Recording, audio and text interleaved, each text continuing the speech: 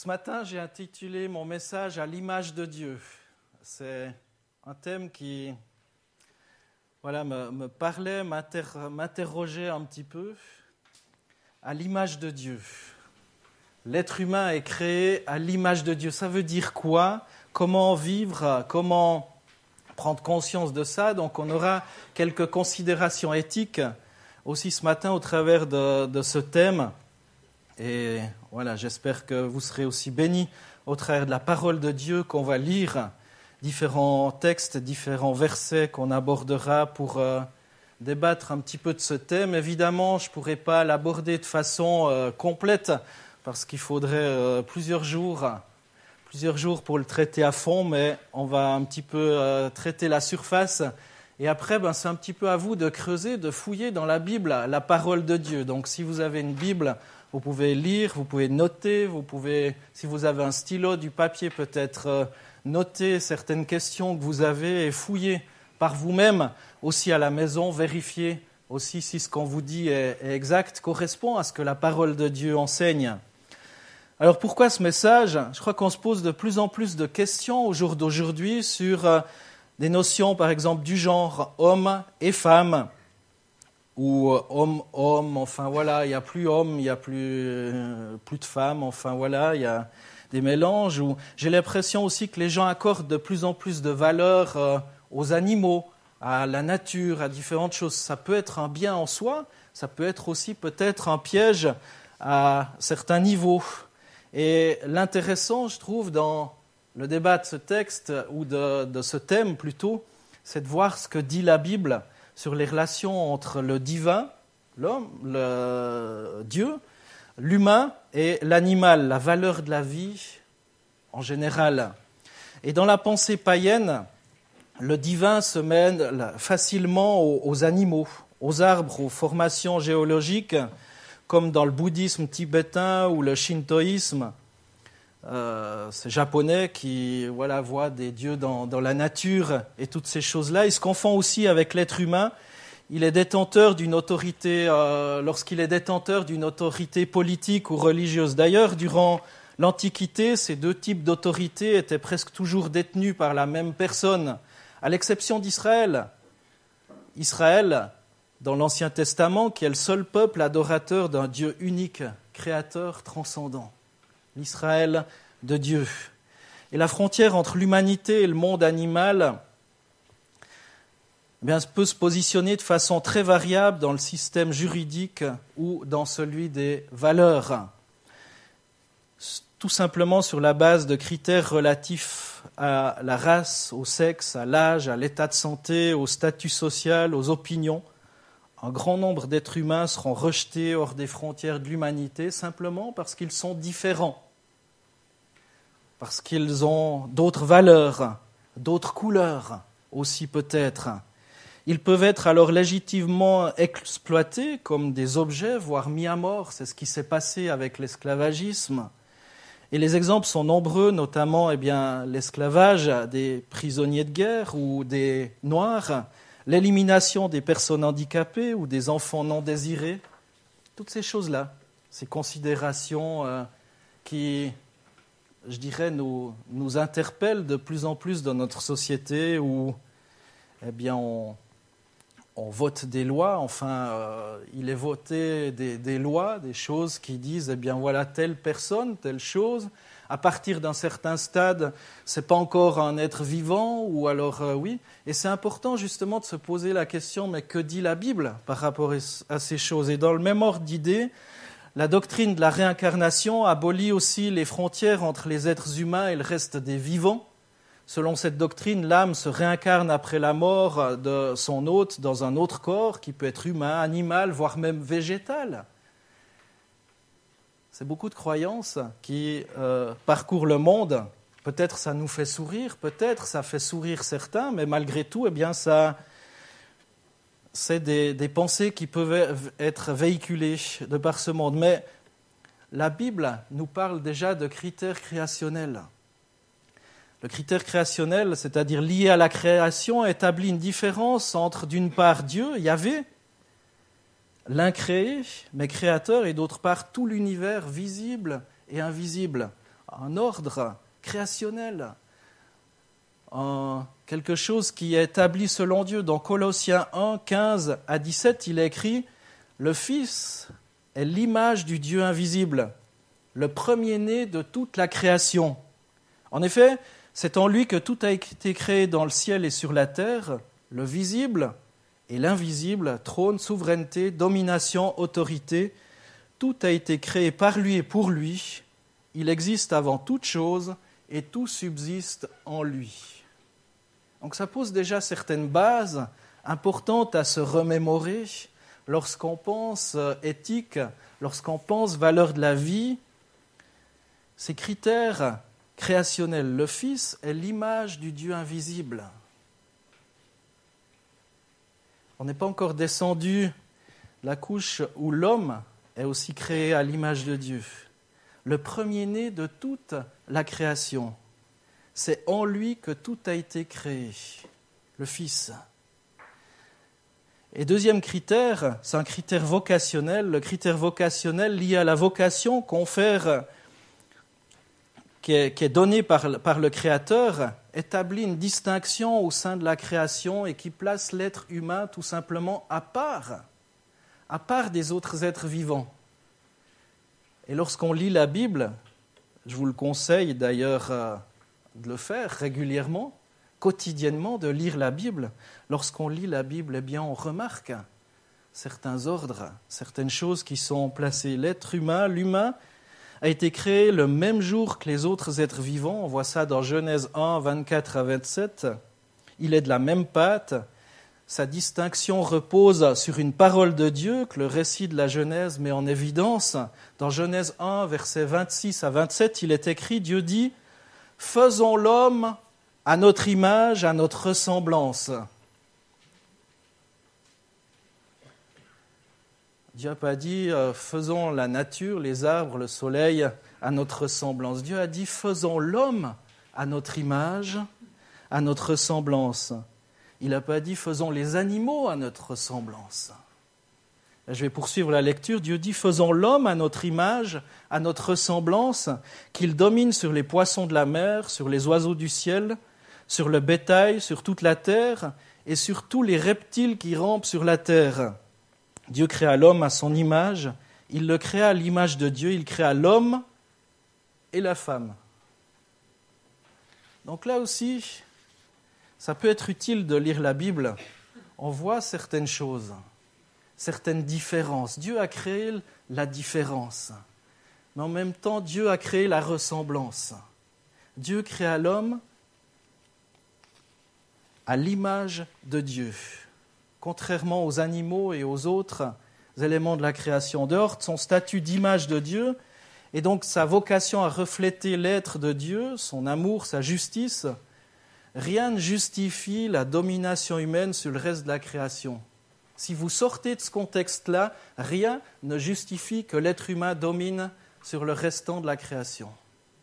Je ne sais pas si vous comprenez bien, rien ne justifie de droit spécifique. Si vous sortez du contexte de Dieu, rien ne justifie que l'homme ait des droits différents que les animaux, par exemple. Et les frontières entre le divin, l'humain et le reste de la création existent dans la pensée humaine que dans la mesure où l'humain reconnaît le Dieu véritable comme son Dieu et se maintient comme créature dans l'alliance de Dieu. Si vous sortez du contexte créationnel, eh bien vous sortez de ce droit, cette autorité, cette différenciation entre l'être humain et les animaux, à l'image de Dieu. Et c'est pour ça que c'est important de se tourner vers le Seigneur et qu'on est différent. À l'image de Dieu, l'homme a été créé en image de Dieu. Et cette affirmation fondamentale sur la nature humaine est enseignée dès le premier chapitre de la Bible, dans Genèse 1, 27. Comme je l'ai lu déjà, Dieu créa l'homme à son image, il le créa à l'image de Dieu. Il créa l'homme et la femme. Et vous l'aurez compris, sans pouvoir beaucoup développer ce point, la Bible, par ce simple verset, distingue clairement l'humain des autres éléments de la création. Il y a une très claire différence. Et cette caractéristique de l'homme le distingue de tous les animaux. Ce qui veut dire que certaines théories, mes frères et sœurs, tombent.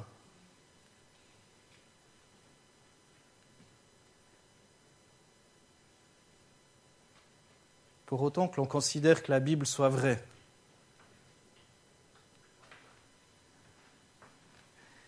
Dès le début, Dieu a créé l'être humain différent. Il ne parle pas d'évolution. Il ne parle pas de ce genre de choses. C'est ce qui distingue, dès sa conception, l'être humain du restant de la création. La Bible confère une dignité, Dieu confère une dignité propre à l'être humain qu'il possède dès l'instant de sa conception et qui ne peut jamais lui être retirée. Jamais. Les théologiens ont cherché avec peine à préciser le sens de cette expression créée à l'image de Dieu. L'image de Dieu en l'homme exprime tel quelque chose qui appartient à la nature essentielle de l'homme, capacité de discernement, conscience des choses, responsabilité morale, spirituelle, etc., etc. Ou est-ce que ça réside dans son statut de représentant de Dieu au sein de la création? Laissez-moi vous dire que la vision biblique des choses, la vision biblique de l'homme est à l'opposé de toute vision qui attribuerait la valeur de l'être humain à un certain stade de son développement ou à ses capacités. Dès le moment où on part du principe que la Bible est vraie, pour l'Écriture, la valeur de l'être humain est jamais en progrès ou en évolution ou simplement un potentiel avant la naissance ou dès la naissance, quelque chose qui est appelé à se développer. Les adultes ou les adolescents ne sont pas plus conformes à l'image de Dieu que les bambins de 2 ans. C'est ce que la Bible nous dit, c'est ce que la Bible nous enseigne. Et Jésus encourage même ses auditeurs à être pareils à des petits-enfants. Dans Marc 10, par exemple, on va chercher à éloigner les enfants de la présence de Jésus parce qu'ils dérangeaient, et Jésus va les accueillir. Et va dire que le royaume des cieux est pour ceux qui leur ressemblent. L'image de Dieu en l'homme n'est pas diminuée par la maladie, par les accidents, par la vieillesse ou un handicap quelconque. Et c'est là où, vous l'aurez compris, où je veux en venir. Ce qui différencie fondamentalement l'homme de l'animal, ce n'est pas le quotient intellectuel, c'est le fait d'être créé à l'image de Dieu. C'est le fait que chacun d'entre nous, on est créé à l'image de Dieu. Que chaque être humain qui nous entoure sont créés à l'image de Dieu. L'être humain est distinct de toutes les autres créatures parce que lui seul est créé à l'image de Dieu. Et cette image de Dieu en l'homme confère à chaque être humain une dignité qui lui est propre. Et sur le plan éthique, cette vision de l'homme implique que tout être humain doit être traité avec égard. Et l'Écriture encourage particulièrement le respect des plus petits, des démunis, notamment des veuves, des orphelins, des pauvres, des étrangers, etc., etc. Si on considère ça, si dans l'histoire, on avait considéré ça un peu plus tôt, si aujourd'hui encore, dans beaucoup de pays, on considérait ça, ce que la Bible enseigne, ce que la Bible dit, même dans la chrétienté, comment est-ce qu'on aurait peut-être progressé bien plus rapidement par rapport au statut de la femme? Dans de nombreuses cultures, la femme est traitée comme un être inférieur. Mais c'est faux. C'est faux. Un être complémentaire, mais de loin pas inférieur. Si pour vous la Bible est vraie, et que l'homme et la femme sont créés à l'image de Dieu, il n'y a pas d'infériorité. Certains maris traitent leur épouse comme un objet de plaisir ou comme une simple servante. Le premier chapitre du livre d'Esther illustre l'abus du pouvoir masculin dans l'Empire perse sur les épouses de toutes conditions. Relisez le livre d'Esther, Esther 1, avec ce festin d'Assuérus et la destitution de la reine Vashti, qui ne voulait pas se présenter devant ce roi qui était complètement ivre mort. Elle ne voulait pas se livrer en spectacle. Elle ne voulait pas. Alors bon, ça a servi à l'histoire. Il y a eu Esther, il y a eu... on pourra dire que c'était dans le plan de Dieu. Effectivement, c'était dans le plan de Dieu. Mais comment est-ce que la femme de l'époque était considérée? Comme un objet de spectacle. Et peut-être qu'aujourd'hui encore, à bien des endroits, c'est le cas encore. À l'inverse, le dernier chapitre du livre des Proverbes décrit la liberté, l'activité, les initiatives domestiques, économiques, humanitaires d'une épouse de valeur qui a toute la confiance et le respect de son mari. C'est dans Proverbe 31, si vous voulez la référence, versets 10 à 31. Et l'apôtre Paul appelle les maris aussi à aimer leurs épouses comme Christ a aimé l'Église et s'est donné lui-même pour elle. Donc la barre, elle est très haute, à l'image de Dieu, à l'image de Dieu. Et le respect des femmes commence à la maison et s'étend dans tous les cercles sociaux. Respect de la mère par ses enfants, c'est ce que la Bible enseigne, honore ton père et ta mère aussi. Respect de l'épouse par son mari, respect des employés féminines, des collègues de travail, de toute femme d'une manière en général, etc., etc., à l'image de Dieu. Et le statut des enfants, là encore on parle d'enfants exploités dans le monde. L'enfant peut être un roi dans certaines familles, un esclave dans d'autres. Or, fondamentalement, il devrait être ni l'un ni l'autre. Il est créé à l'image de Dieu, il doit apprendre la droiture, la justice, l'honnêteté, la responsabilité, le service envers autrui. La Bible donne des critères d'enseignement, d'éducation aussi pour les enfants, voire même de rectifier certaines choses qui ne vont pas. Elle donne des responsabilités aux parents pour enseigner à l'enfant la voie qu'il doit suivre. C'est dit, enseigne à l'enfant la voie qu'il doit suivre, et lorsqu'il sera vieux, il ne s'en détournera pas. Mais si on considère que tout être humain est à l'image de Dieu, alors il est certain que ça va nous influencer dans l'éthique et la dignité humaine. Qu'est-ce que l'homme ? Qu'est-ce que l'homme ? La Bible répond en affirmant que l'être humain est créé en image de Dieu. Il a pour mission de représenter Dieu sur la terre. On a pour mission, mes frères et sœurs, en tant qu'image de Dieu, de représenter Dieu sur la terre. C'est pas petit la tâche. C'est pas petit la tâche. L'image.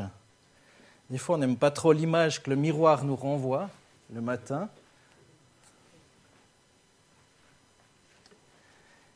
Est-ce que Jésus aime l'image qu'on lui renvoie aussi lorsqu'il se regarde en nous ? Mais je crois qu'il peut être aussi fier, ou il devrait être fier de ses enfants, parce qu'il nous aime. Mais on devrait aussi faire tout notre possible pour renvoyer une belle image à notre Seigneur. Pas une image tordue, déformée, par un miroir tout sale, mais un miroir qui cherche à faire la volonté de son maître, de son Père. Représenter Dieu. L'être humain est le vis-à-vis privilégié de Dieu, fait pour être en relation avec Dieu. Et la dignité d'être humain ne dépend donc pas de son bon fonctionnement. Qu'il fonctionne bien ou qu'il fonctionne mal, la dignité de l'être humain reste.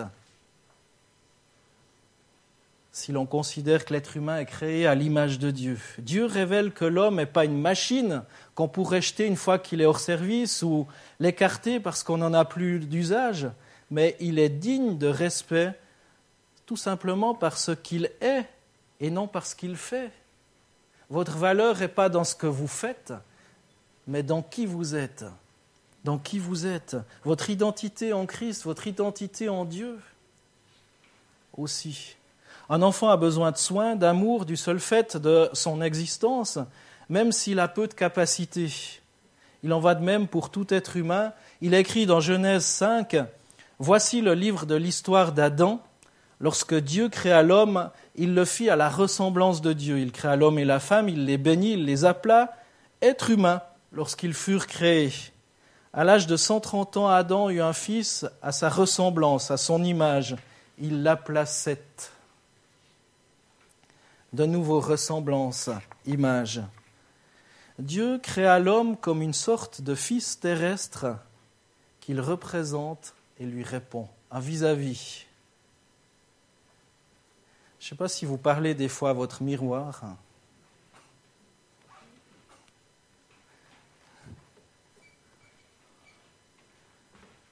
Ça paraît fou comme question, mais je crois que c'est ce que Dieu veut faire avec nous. Dieu voudrait parler, on lui renvoie quelle image ? Dieu voudrait correspondre avec l'image que nous sommes de lui. Dieu désire correspondre, il correspond au travers de sa parole, au travers de son esprit. Notre dignité vient du fait qu'on est créé comme des enfants par Dieu. On est appelé à être spirituellement enfants de Dieu. Et ce n'est pas basé sur nos capacités.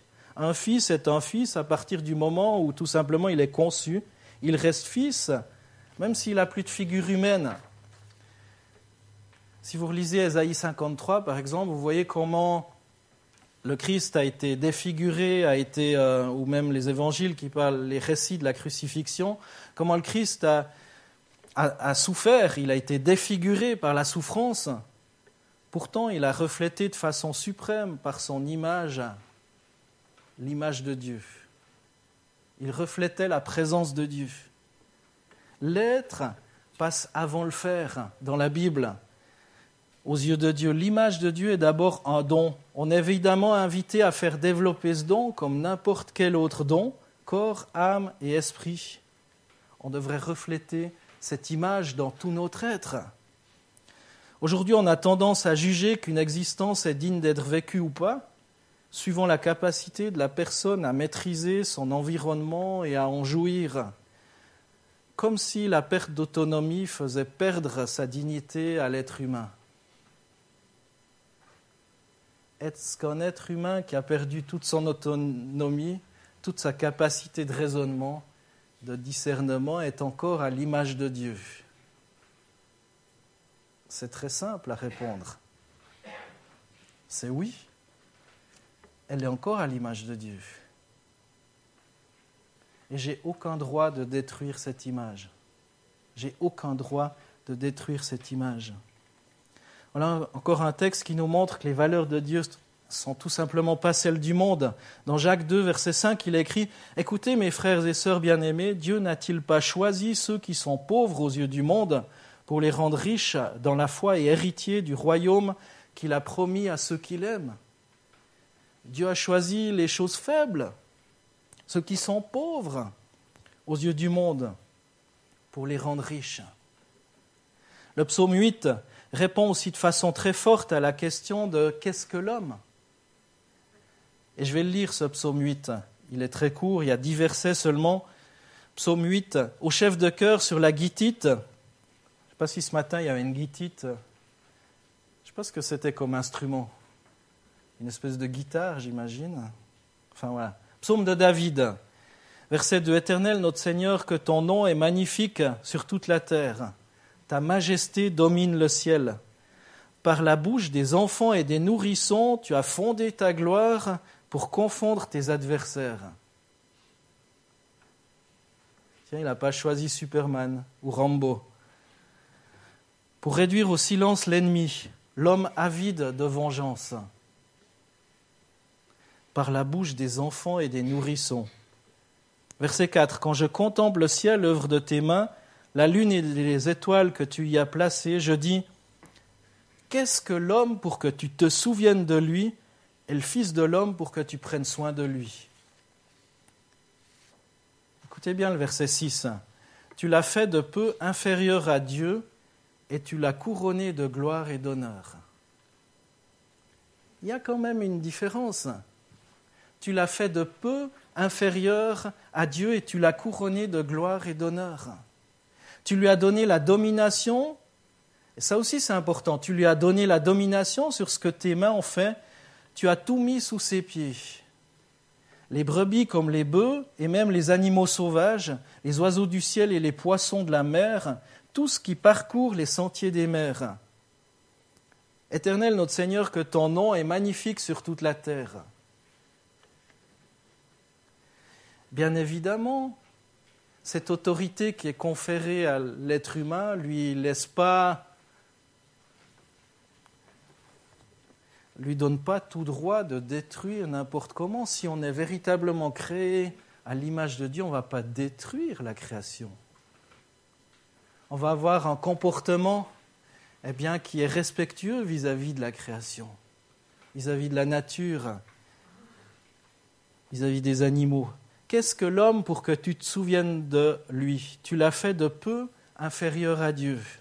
Et ce texte souligne la place privilégiée et prépondérante de l'humanité dans la création. L'être humain n'est pas un animal parmi d'autres. Dieu a tout mis sous ses pieds. Dieu a tout mis sous ses pieds. Et dans ce même thème, que penser de la gestion du début et de la fin de la vie? J'ai déjà abordé un petit peu entre les lignes. La science va-t-elle prendre la place de Dieu dans ce domaine? Dans Deutéronome 32, verset 39, il est écrit « Voyez donc que c'est moi qui suis Dieu ». Donc c'est Dieu qui parle. Hein. « Voyez donc que c'est moi qui suis Dieu et qu'il n'y a pas d'autre Dieu que moi. C'est moi qui fais vivre et mourir, qui blesse et guérit, et personne ne peut délivrer de ma main. » C'est Dieu qui a le pouvoir de la vie, qui donne le souffle de la vie. À côté de la question « Qu'est-ce que l'homme ?», il y a tous les problèmes d'éthique médicale qui en posent une autre. On pourrait dire autrement, qui est le maître de l'homme? Qui est le maître de l'homme? L'homme peut-il et doit-il maîtriser la vie et la mort, sa vie et sa mort? Peut-être vous avez regardé les Jeux paralympiques. Il y a une athlète belge qui a été très médiatisée parce qu'elle a dit qu'en raison de ses souffrances, ses nombreuses souffrances, ce seraient ses derniers Jeux et qu'à l'issue des Jeux olympiques, elle demanderait, elle a tous les papiers à disposition, elle choisirait l'euthanasie. Ça a été médiatisé, débattu. Ça s'appelle Marieke Verwoerd. Elle a eu une médaille de bronze ou d'argent aux Jeux Olympiques, ces derniers Jeux Olympiques. L'homme peut-il et doit-il maîtriser la vie et la mort? En question, pour une personne qui, comme elle le dit, et c'est bien vrai, parfois dort qu'un quart d'heure par nuit, souffre et doit avoir des médicaments très forts, des opiacés très forts aussi pour supporter. Qui est le maître de l'homme? Et l'affirmation du Deutéronome est claire. Celui qui maîtrise la vie et la mort, c'est Dieu. C'est Dieu. Dieu est le seul maître dans ces domaines comme dans les autres. Il est le Tout-Puissant. Vous n'avez pas le pouvoir sur la vie. Je n'ai pas le pouvoir sur la vie, c'est Dieu. Il est le Tout-Puissant, c'est à lui de décider. Et dans une perspective biblique, la mort n'est pas un phénomène naturel, elle est l'ennemi qui sera anéanti au jugement dernier. Dans Apocalypse 20, verset 14, c'est écrit « Et les chrétiens sont donc appelés à se mettre au service de la vie et non au service de la mort. » Pour le médecin aussi, la mort est l'ennemi qu'il doit combattre. Même s'il doit admettre son impuissance face à l'inévitable, la mort physique, eh bien, il va faire la volonté de Dieu en combattant la mort, en luttant contre la maladie. Et le chrétien a beau savoir que c'est Dieu qui décide de la vie et de la mort, ça n'enlève en rien à sa responsabilité. La Bible nous appelle à nous mettre concrètement au service des personnes plongées dans des circonstances extrêmes où l'existence devient difficile. On doit aider ces gens-là. On ne peut pas dire « c'est comme ça, Dieu a décidé ainsi, et puis tant pis pour eux ». On doit se mettre au service des handicapés aussi, des gens qui souffrent, des fins de vie, etc., etc. Là encore, c'est la Bible qui le dit, c'est pas moi. Dans Matthieu 25, c'est écrit, on va lire que la première partie de ce texte, où Jésus va dire, Matthieu 25, verset 35, « En effet, j'ai eu faim et vous m'avez donné à manger. J'ai eu soif et vous m'avez donné à boire. J'étais étranger et vous m'avez accueilli. J'étais nu et vous m'avez habillé. J'étais malade et vous m'avez rendu visite. J'étais en prison et vous êtes venus vers moi. » Les justes lui répondront, « Seigneur, quand t'avons-nous vu affamé et t'avons-nous donné à manger, ou assoiffé et t'avons-nous donné à boire ?» Ils se sont dit, « Mais on n'a jamais fait ça. On n'a jamais fait ça. Seigneur, quand c'est qu'on t'a donné à manger, à boire, quand t'as visité, que t'étais en prison, quand t'as visité? Quand avons-nous vu étranger et t'avons-nous accueilli, ou nu et t'avons-nous habillé? Quand avons-nous vu malade ou en prison et sommes-nous allés vers toi ?» Et le roi leur répondra, « Je vous le dis en vérité, toutes les fois que vous avez fait cela à l'un de ces plus petits de mes frères, c'est à moi que vous l'avez fait. » Voilà notre tâche, notre responsabilité. Ça n'enlève pas non plus au médecin sa responsabilité de poser les gestes qui sauvent, ou au contraire, d'arrêter un traitement qui ne sert à plus rien pour le malade. De se rendre simplement à l'évidence.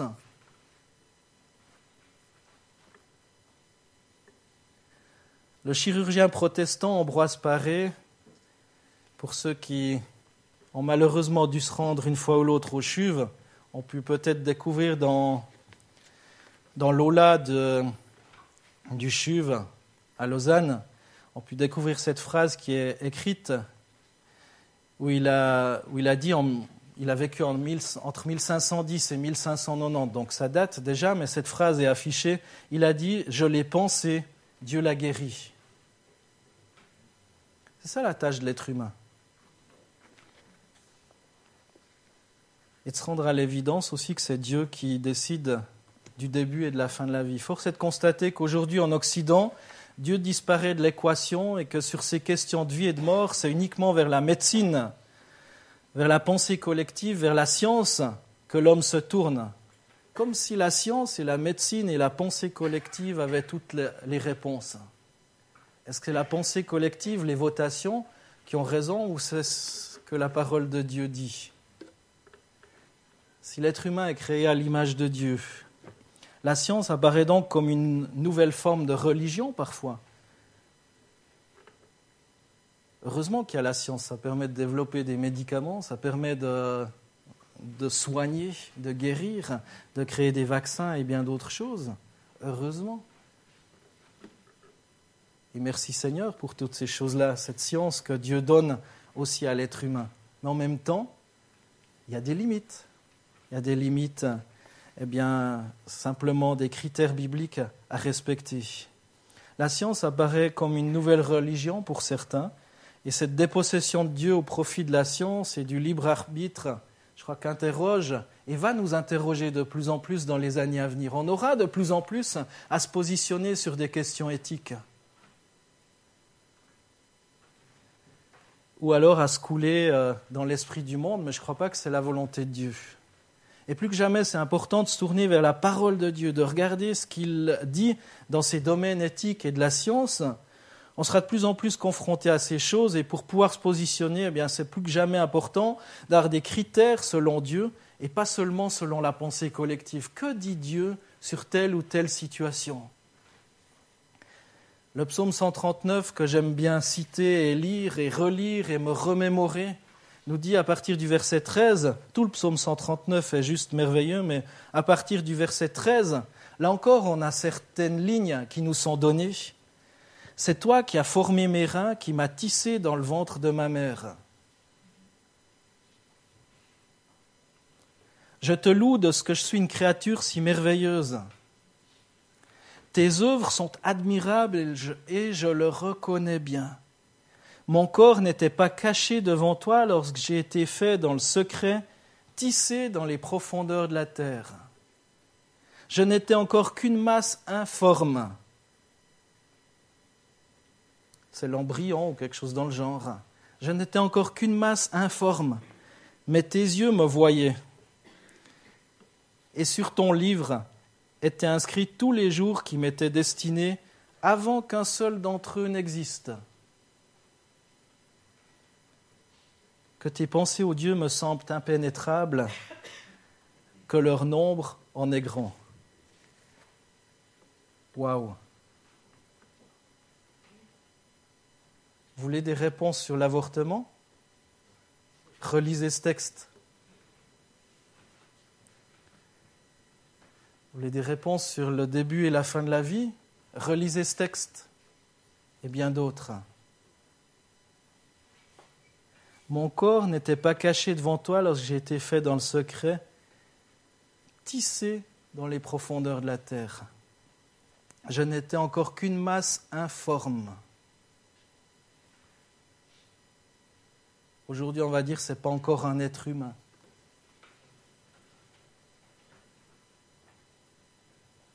Jusqu'à telle date, c'est le microdata ou le coop-data ou j'en sais rien. Jusqu'à telle date. C'est pas ce que la Bible dit. C'est pas ce que j'ai lu dans ma Bible. Je n'étais encore qu'une masse informe, mais tes yeux me voyaient. Sur ton livre étaient inscrits tous les jours qui m'étaient destinés, avant qu'aucun d'eux n'existe. Là encore, c'est Dieu qui a écrit le nombre de jours. C'est Dieu qui a écrit le nombre de jours. Et l'être humain est distinct de toutes les autres créatures parce que lui seul est créé à l'image de Dieu. Ça nous pousse au respect. Ça nous pousse au respect pour nos semblables. Ça nous pousse au respect par rapport à Dieu. Ça nous pousse au respect pour toute personne qui nous entoure, qu'elle soit, entre guillemets, normale selon les critères humains ou anormale, toujours selon les critères humains, ça n'enlève en rien que la personne est à l'image de Dieu. Ce n'est ni un animal, ni un objet dont on pourrait disposer librement. Et en s'écartant de ça, on s'écarte du plan de Dieu. On s'écarte de la volonté de Dieu. Et on se fait Dieu à la place de Dieu.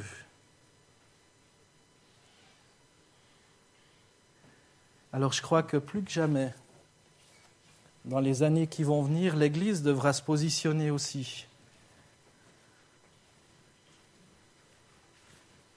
Devra choisir dans quel camp on veut être par rapport à ces domaines-là. Et ce n'est pas juste un débat d'idées. Celui qui débat le mieux, qui théorise le mieux.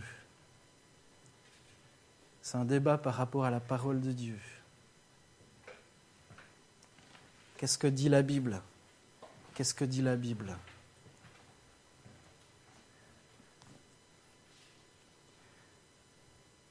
J'aimerais offrir la possibilité de simplement prier pour celles et ceux qui sont peut-être touchés, choqués, peut-être qui ont vécu une situation qui est mentionnée dans ce que je viens de dire ce matin. Peut-être qu'il y a encore des blessures très fortes par rapport à certaines choses. Des choses qui sont enfouies depuis un nombre d'années, mais le Seigneur ne veut pas que tu restes avec cette blessure enfouie dans ton cœur. Le Seigneur aimerait guérir aussi.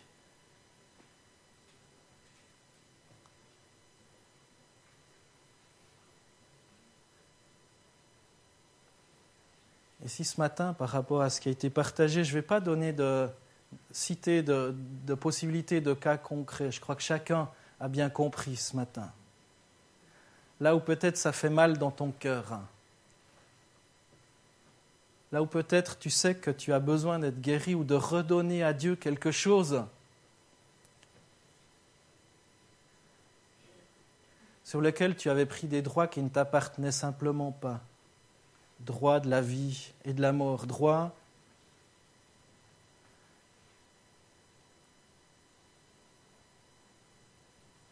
par rapport à telle ou telle situation. Alors si quelqu'un est particulièrement touché, je l'invite à simplement se lever. Ce n'est pas pour le voisin, la voisine, on ferme les yeux, on est là et je vais simplement prier, bénir. Je ne vais pas vous demander de vous avancer. Simplement vous lever à votre place, ça vous appartient, c'est entre Dieu et vous. Peut-être, si vous en ressentez le besoin, on peut se voir à un autre moment ou à l'issue du culte ou prendre rendez-vous pour prier, partager. Mais simplement dire, Seigneur, j'aimerais te déposer ça maintenant et progresser. Te te déposer ça et progresser. Alors j'invite là ou voilà, personnes qui vraiment veulent faire ce pas ce matin, dire je te dépose ce fardeau qui est enfoui dans mon cœur depuis tant et tant d'années, ou peut-être depuis pas très longtemps, mais voilà, et simplement je prierai. Est-ce qu'il y a d'autres personnes? On n'est pas là pour observer ce que le voisin, la voisine peut faire. Je me réserve ce privilège-là de regarder, mais ne regardez pas votre voisin, votre voisine. Si vous vous levez, c'est pour entre vous et Dieu. Eh bien, Seigneur Jésus, je te confie ces personnes qui se sont levées, Seigneur. Tu connais parfaitement la raison pour laquelle elles manifestent leur besoin de ta grâce dans leur vie, d'une restauration, d'une guérison. Je te remets ces personnes qui se lèvent, Seigneur, qui se sont levées. Seigneur, que tu puisses les rejoindre, aussi leur témoigner de ta grâce, leur témoigner de ton amour, leur témoigner de ton pardon. Seigneur, parce que tu es un Dieu qui pardonne aujourd'hui encore. Tu pardonnes à celui qui confesse son péché, qui se confie en toi, qui se tourne vers toi. Tu fais grâce, tu guéris aussi, tu restaures. Tu es le même hier, aujourd'hui et pour toujours. Eh bien, béni soit ton nom pour cette restauration que tu veux accorder à ces personnes ce matin. Seigneur, tu vois ce qu'elles te confient, ça leur appartient. C'est entre toi et elles, Seigneur. Eh bien, béni soit ton nom, Jésus. Amen.